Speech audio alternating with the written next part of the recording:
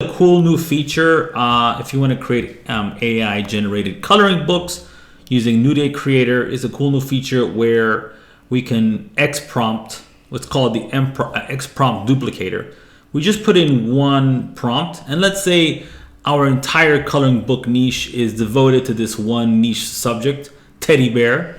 Okay, and then I set the art style. We got steampunk now as well, but let's put it kawaii.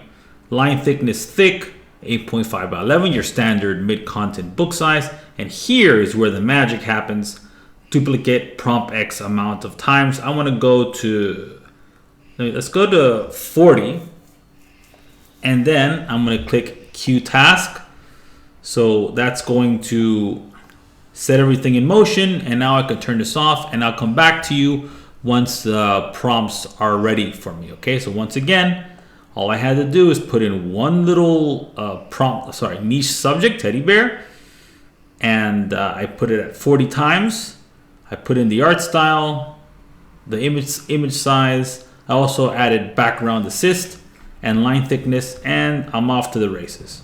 Just got an email saying that my task is complete. I go to Nurie Creator, and I got my teddy bears. Okay, so again, this is perfect for those one niche subject coloring books, right?